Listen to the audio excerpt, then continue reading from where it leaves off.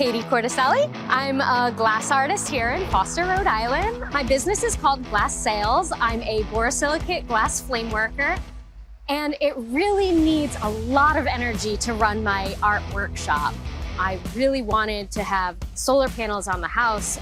We weren't able to because there are so many surrounding trees and shading that it would be sort of an inefficient system. But I found out that there's this opportunity called community solar that actually allows people like me who don't have the opportunity to put the solar panels on their own roof to harness solar energy. Every month when I look at my bill, I see that I'm consistently saving about 10% off of my bill thanks to the community solar farm. There is literally no downside to this.